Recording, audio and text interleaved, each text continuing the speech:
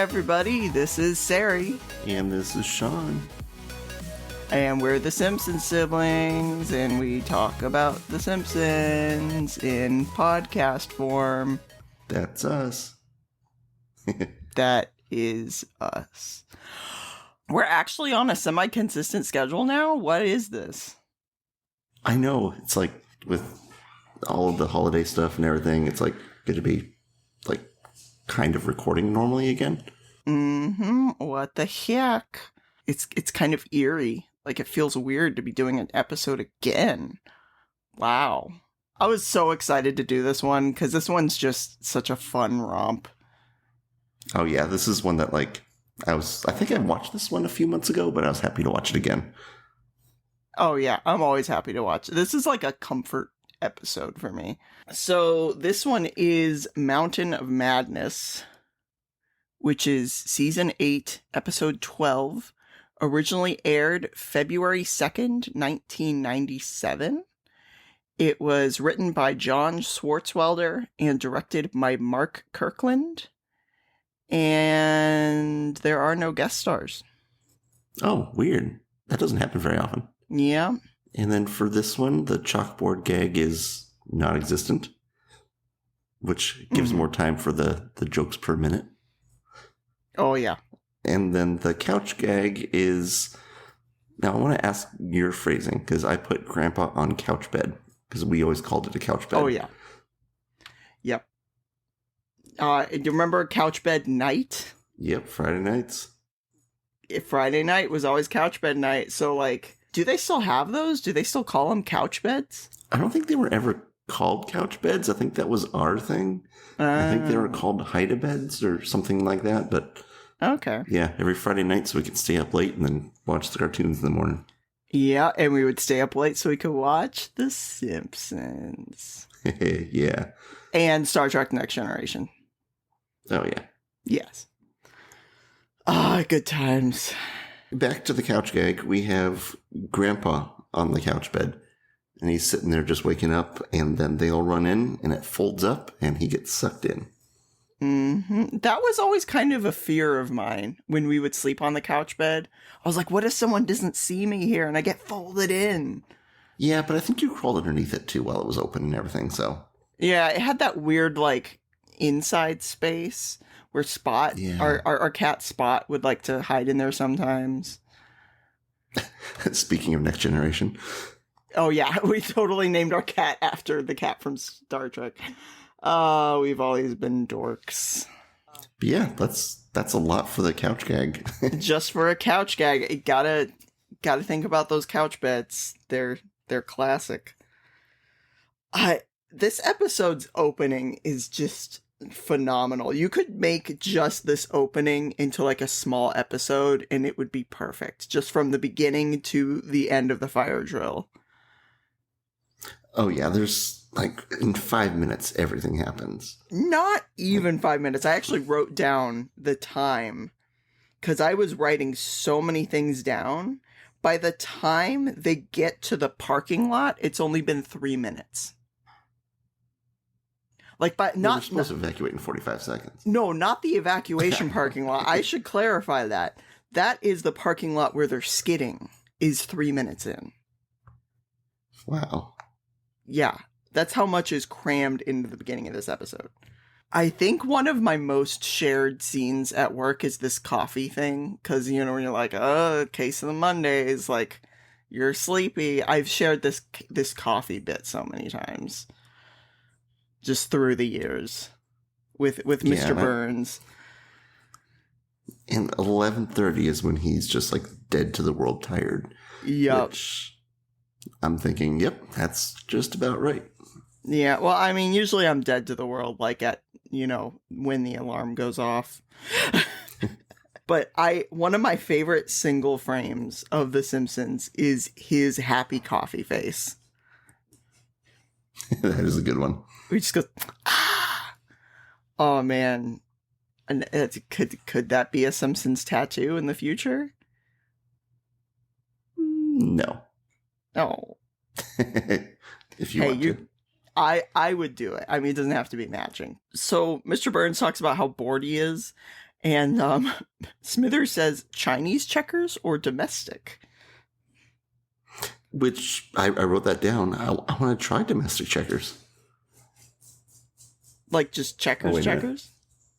Oh, I guess that. Oh, yeah, because Chinese checkers is the one with the marbles, right? Yeah. Okay, this is what happens when we record at Friday night at 7:45 p.m. Did you not get that joke? Domestic checkers. When I wrote this down, I thought, when I wrote Chinese checkers, in my head, I thought like the regular checkers with the black and the red. Yeah. Oh my God. This is going on the internet. That's the joke. Oh my God. So the fire drill starts. Yeah, well, he goes through a list of other options, one of which is blimp attack. I would love to see that in a future episode. Oh, it'd probably be like a blimp just like bumps into the cooling tower and then like goes the opposite direction. Yep. Yeah, probably something really stupid like that. So of course he sets off the fire drill, and I swear, Lenny and Carl are like the secret MVPs of this episode. There's so many great jokes with them. They are. Where the fire alarm's going off, and Carl's just like, oh, the popcorn's ready. And he just pours this bag of, like, seeds into a bowl. And then Lenny, like, come on. Like, he wants to leave. He's got to get his hot chocolate. I know. And then Homer going to his desk and trying to choose which picture to take with him. And they're all, like, really precious moments. And he picks, like, the novelty picture of him in, like, an old-time Even get-up. says, like, old-time photos on the bottom. Yeah! And my favorite is Homer running out and barricading the door. Just Yeah, like it's a contest. Oh, dear God. Oh, the jokes per minute in just the first third of this episode is just absolutely insane. Mr. Burns going, you won more than you bargained for. Woohoo! Like, Burns and Homer, whenever they're together in a story, they make such a good pair. And it makes me sad, because then Burns always forgets who he is. It's like none of it ever sticks. Mm-hmm. Yeah. This is probably, like, the one time, like, I guess they kind of did away with that slowly, but he doesn't seem to forget about him in this one. Yeah, that's good. So Homer's explaining to the family the whole, like, going to the mountain sort of thing. And Homer's like, we'll have to cancel our plans to just hang out here. I will say, though, sometimes that's a good plan. Staying home and doing nothing. I do that sometimes. Sometimes you need to just set aside some time to just chill out. You said doo-doo. You can't say that on the internet. You can't. It's like, I saw someone memed that scene where Marge is like, you can't say sex on the internet. Yes. Oh my God. We've got this stupid scene with Bart going on this rant against teamwork. Yes. It's like a good peek into his soul.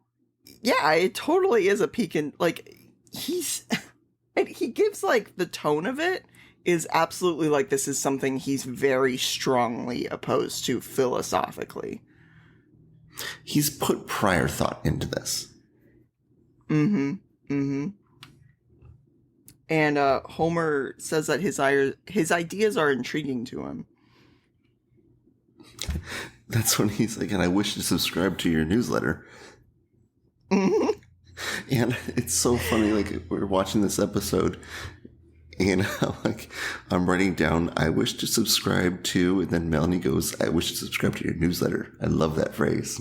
We're both just, like, smiling. Oh, it's perfect. It's just one of those perfect Homer lines. And then we get the parking lot scene, and I have literally never driven in the snow. And this scene is humorous and also my worst nightmare of skidding through the parking lot and just hitting every single car. Now, what is it with Homer? And is it like a running gag where he just always parks in awful places? Like there's like when they have the boardwalk, he parks on the boardwalk. He's always parking like in the middle of malls, in the middle of like pedestrian pathways and stuff. Heck, was it season 1 or season 2 where he parks in the middle of one of those car wreckage things with like the Truckosaurus and all that. Oh yeah, the Monster Derby things. One of those car wreckage things. That's how you know it's late on a Friday. We're just gonna get a tweet with just what that word is, and that's it. Oh my god, my brain. I'm like Mr. Burns at the end of that coffee sequence. I need that coffee. Yeah, I'm just collapsed on a table. My voice barely reaching the microphone. Fun fact, and this is one of the fun facts that you will see on the Simpsons fax machine if you go on our YouTube page, is that the park ranger was originally based off of Al Gore. Oh, really? Just learning to celebrate some good times. Yeah, it's sort of like droll delivery and just sort of saying really boring things like, this is a national park, we can have lots of fun. I'm afraid that's not true.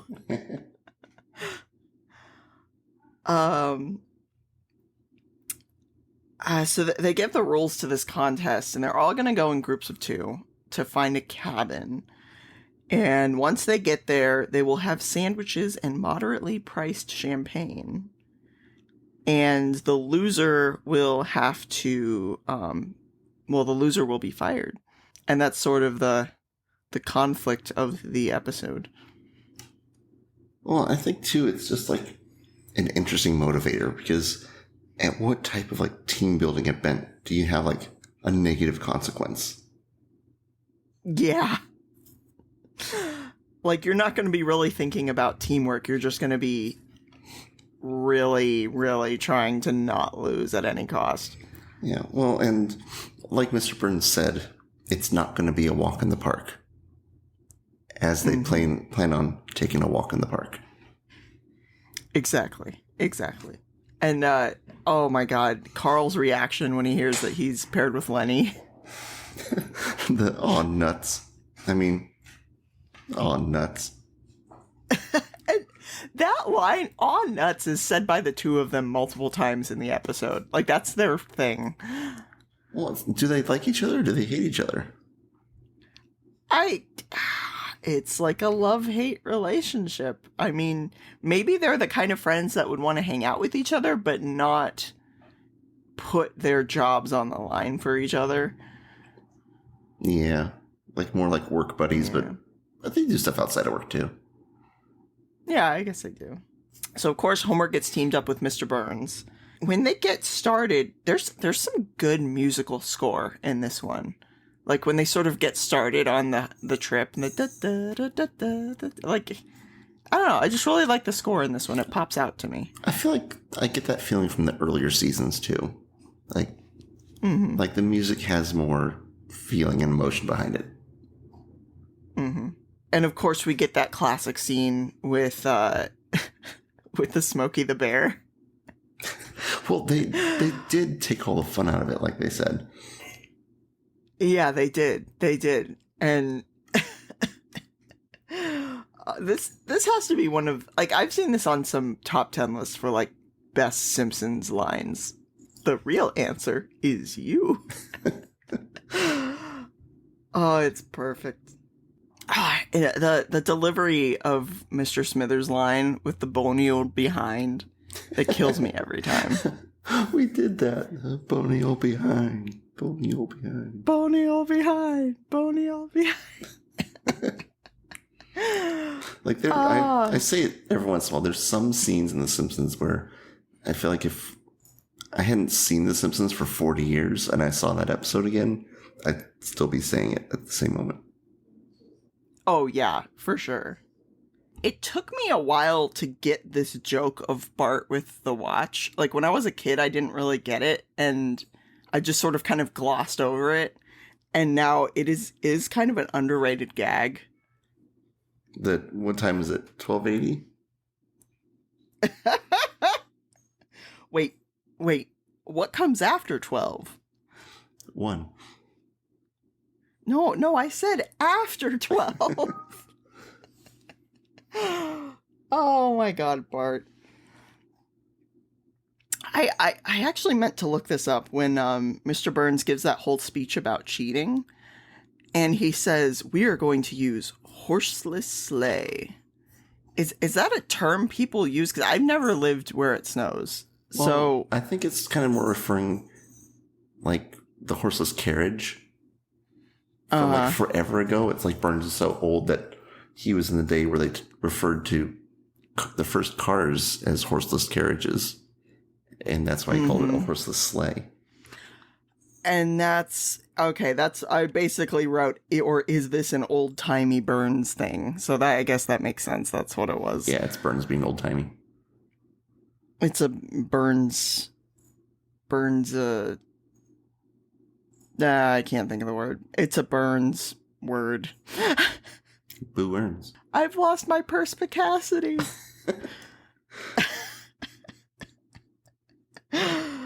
So I know this is like the lowest, one of the lowest, stupidest form of humor, and I don't even know who John Muir is, but this documentary guy, he cracks me up every time just because he has a funny voice. Oh, yeah. The stupid humor is the best, and I love this part. Yeah, and you can kind of tell that it's Dan Castellaneta doing this voice of just this like and it's just classic. It taps into some like little child in my heart that's just like, I mean, that's the kind of humor that would make a baby laugh. Voice funny, I'm gonna laugh. And sometimes I have the brain of a baby, I guess. Yeah, and even just like the way she reacts and she backs out slowly, like perfect. Yes. And so Marge goes outside and she can't find the kids. So the park ranger suggests that they take the chairlift, which will give them an eagle eye view of the area immediately below the chairlift. It's a very accurate statement. It really is. It's been forever since I've been on a chairlift. Me too. I was just trying to think of when the last time was, and I can't remember. Is that not one of like the simplest, most simplistic forms of transportation that exists? Yeah, but it's still fun. I mean, it gets the job done. You don't want to walk up that whole damn mountain. Ain't nobody got time for that. And nobody got time. This ranger is so useless, where like the chairlift's coming loose, and he just casually asks, "Do you know how to weld?"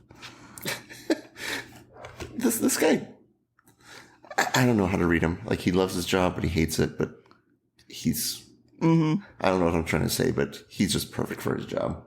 He's just so dry. It's weird because when I was a kid, I think my brain separated this into 2 separate episodes because it seemed to me like Homer and Burns were stuck in the cabin for like the whole episode. I know, it's only a small portion. Yeah, it really is. There's really like a whole B plot with Bart and Lisa that I always kind of skimmed over as a kid. Bart's being such just like a pain, and Lisa finding all of the hurt shrews. Digging for gold with a small knife. It's so in character for both of them. I love it. Homer and Mr. Burns find the cabin, and Homer says something like, And this was always something that kind of confused me. He goes, "You know, Mr. Burns, you're the richest guy I know." And he says, "Yeah, I know, but I'd trade it all for a little more." Maybe is he saying that he'd trade all his wealth to be a little bit more happy? Or is he trading all his wealth in order to be a little bit more wealthier, which would mean he would have to get his wealth back? Maybe. I don't know. It's just a weird line. And of course the classic sitting scene. Because really, who doesn't enjoy a good sit? I know, and it's like, that's what they can, like, what does he call it? The great leveler? And it's true, like the two of them are just sitting next to each other and they have that good bonding moment. Yeah.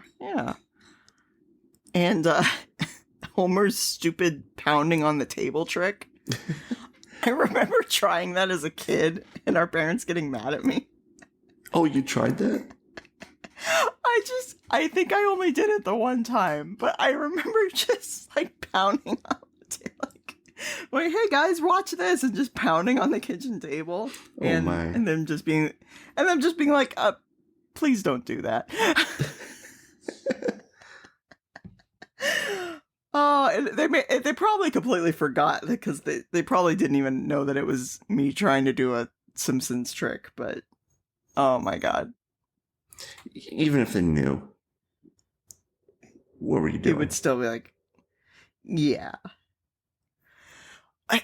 And again with the score, they play almost like an inspirational kind of tune when Mr. Burns is like, "I am in your debt."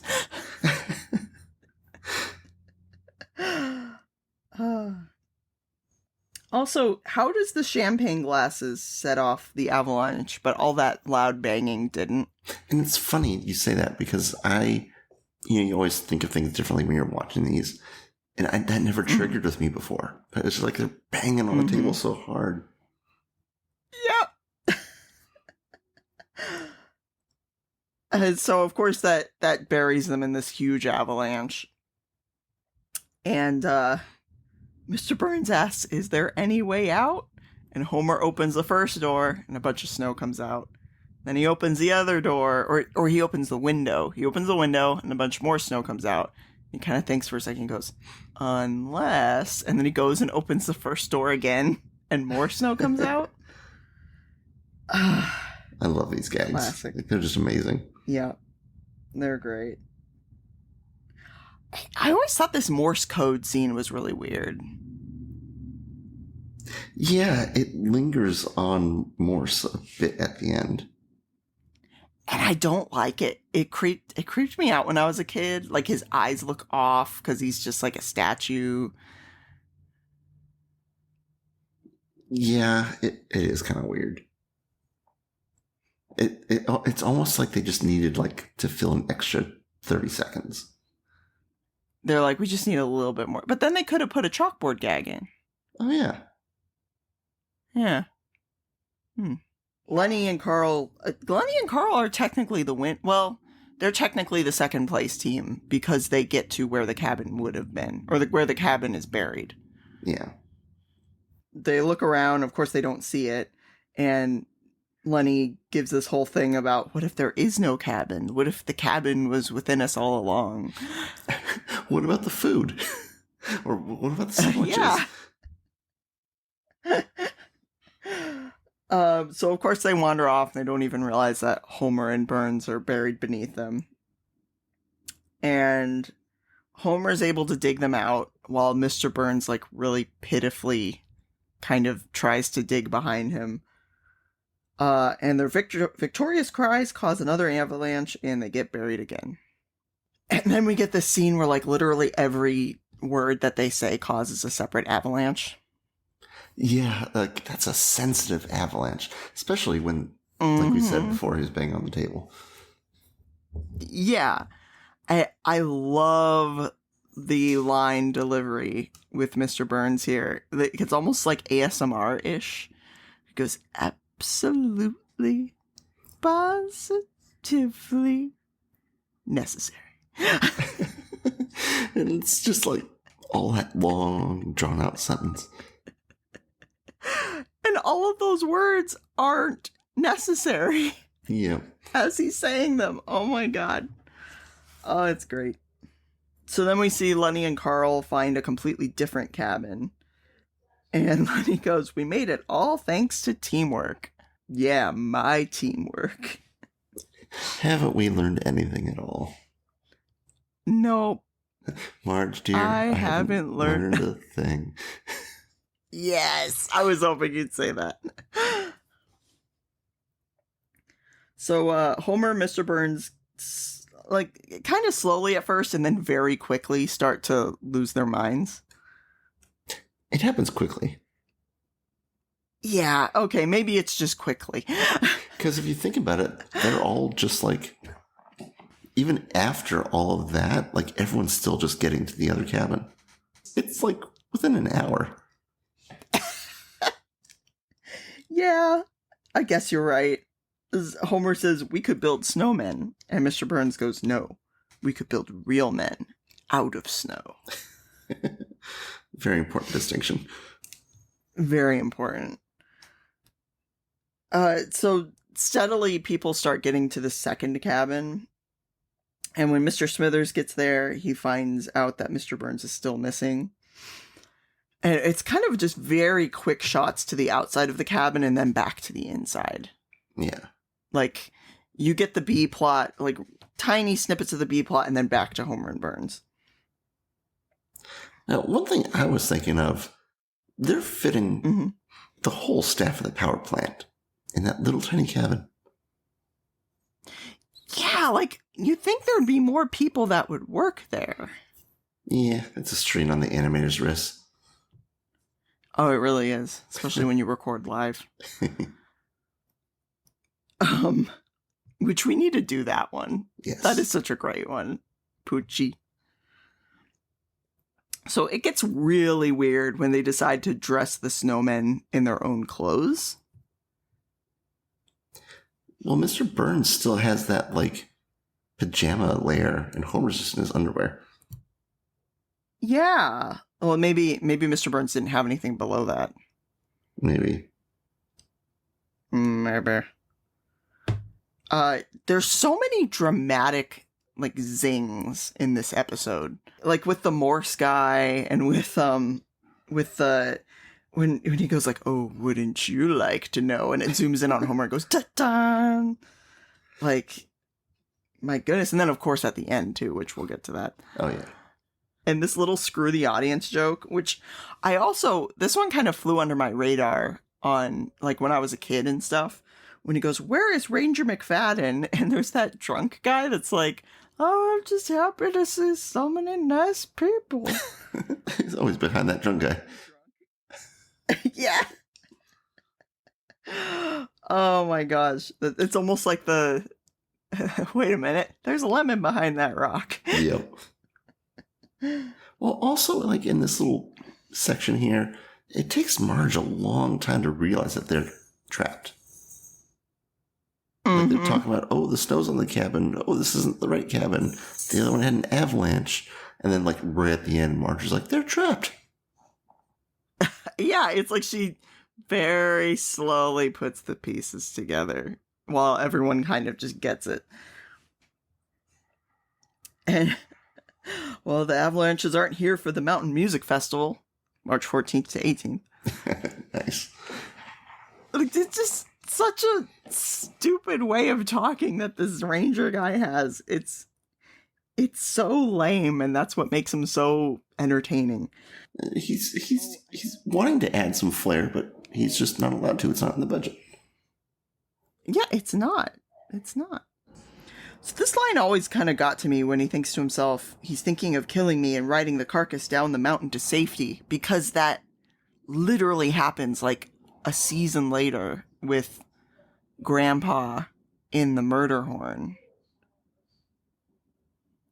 Oh, yeah, he does. Maybe that's where they got that from. Uh-huh. So to continue their madness on this mountain, they both kind of imagine that they each have armies to fight each other. But it's really just like Burns with a poker stick and Homer just kind of wrestling him. I love Homer's political powers.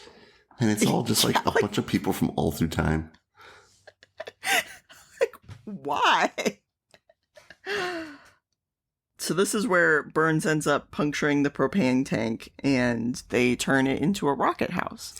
Now, one thing I would like to say here, I would just personally like to thank the writers and the developers of the show for getting out the books, doing the right research, running the numbers, probably doing a few computer-aided simulations to make sure the physics on this is just absolutely accurate.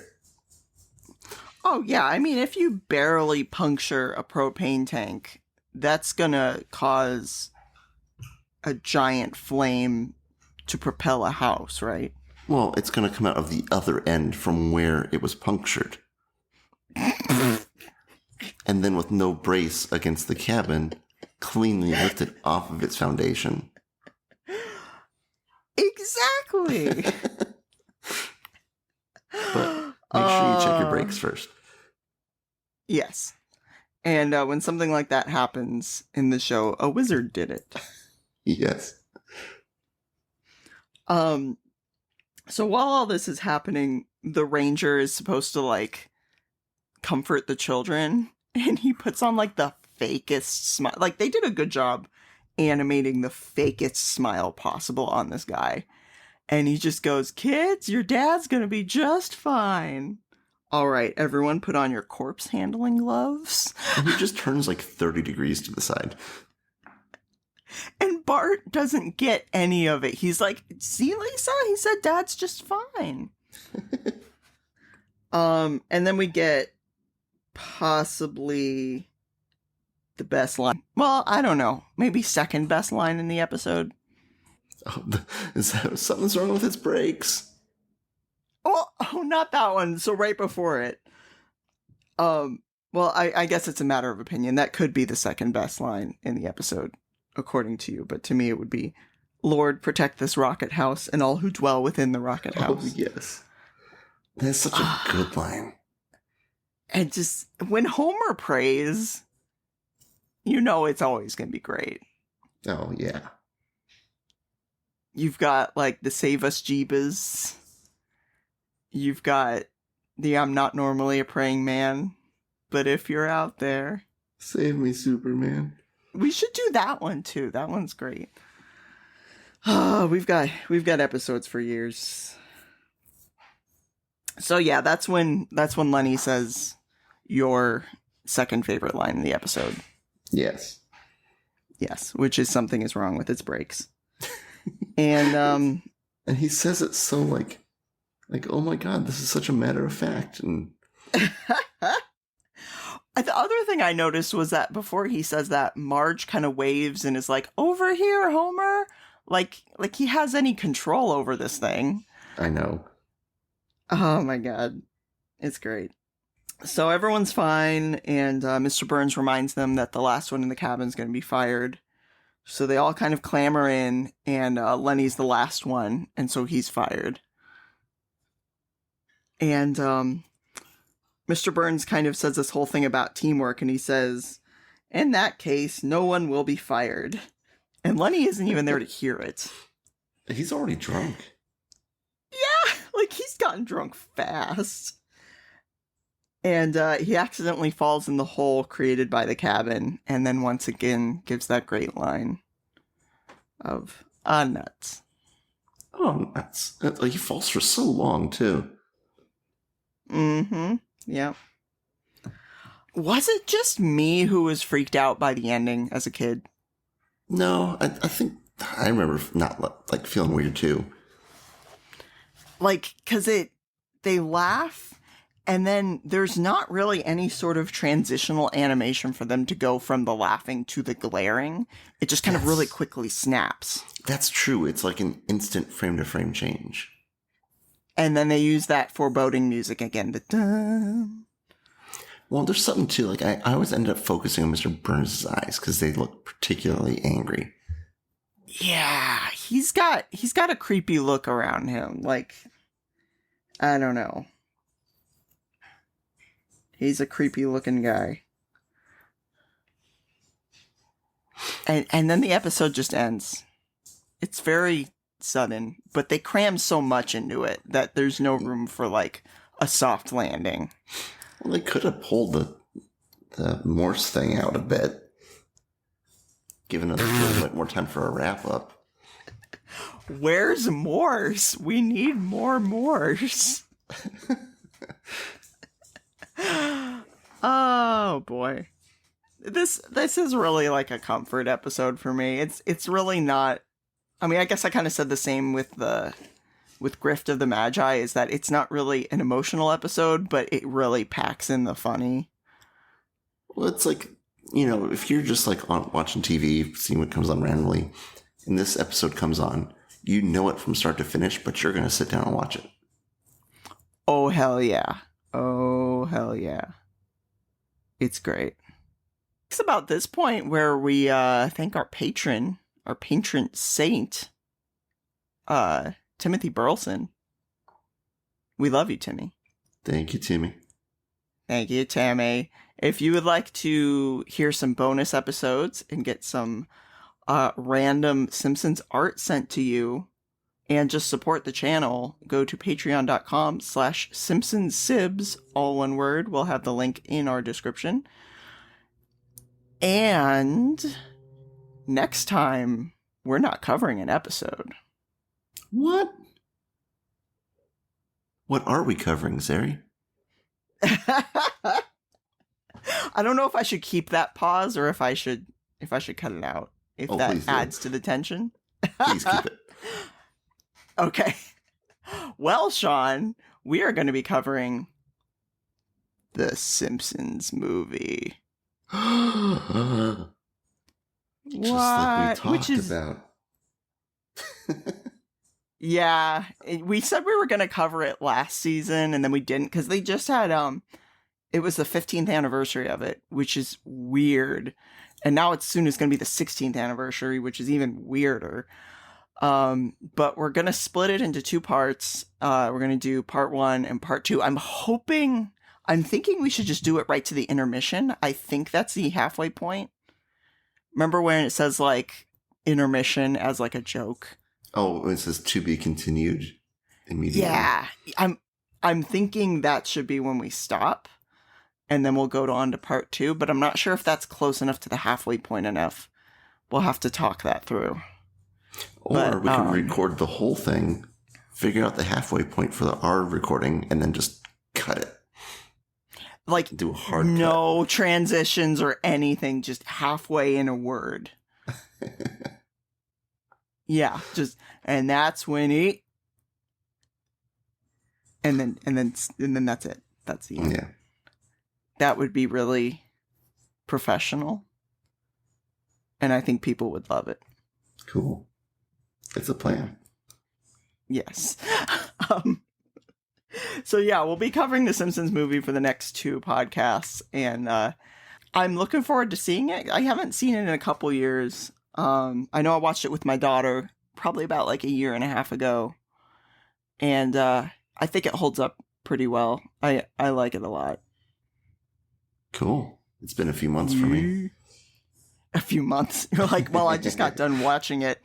It's just like The Emperor's New Groove. You got to watch it once a night. Yes. Yes. I'm going to leave that in too. That is an inside joke. Well, since we're doing wrap-up stuff, I can't remember if we mentioned before, I created the Simpsons Siblings TikTok account, which is I very inconsistently post to it. And a lot of it's like dank mess or random video clips, but if you want random Which you got permission.